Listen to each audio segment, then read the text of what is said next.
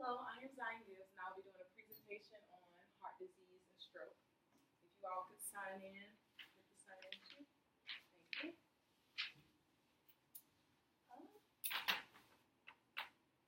So heart disease and stroke. Heart disease is the number one leading cause of death in the United States, while stroke is the fifth leading cause of death. What does heart disease consist of? It consists of anything that has to do with diseased vessels, any structural problems such as atrial fibrillation, blood clots, hypertension, coronary artery disease, mitral valve prolapse, etc.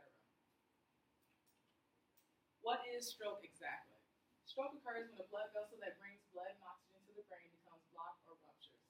This deprives the brain cells and brain tissue of blood and oxygen.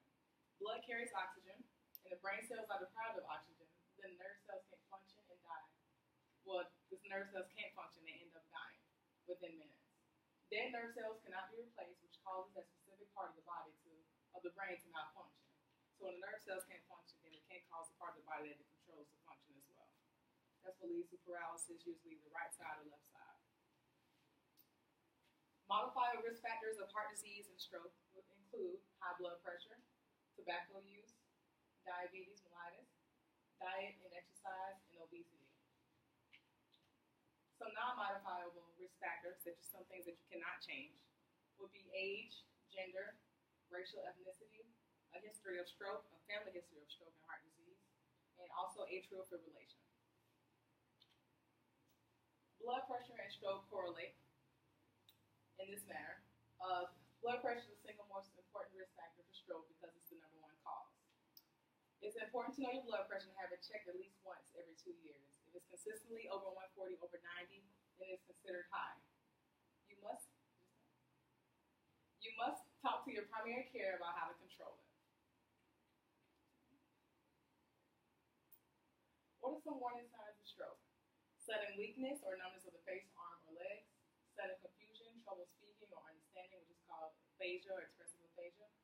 Sudden trouble seeing in one or both eyes. Sudden trouble walking, dizziness, loss of balance, or coordination. Also, sudden or severe headache with no known cause. The key word with stroke is sudden. Everything is always at the drop of an instant. It's nothing that's over time. How can I make my lifestyle healthier?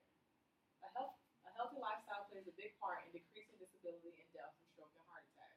Here are some steps to take. Not smoking, improving your eating habits, being physically active, taking your medicine as directed, getting your blood pressure checked regularly, and taking your medications as directed. To reach and maintain a healthy weight with a BMI less than 30, and decreasing your stress level, because the increased stress level can lead to hypertension, which can lead to stroke. I will be passing around a book. It is a stroke education for the patient and family. It's about heart disease and stroke as well. And I will also be giving you a survey on heart disease and stroke based on the learning materials that I passed out and everything that you learned from the presentation.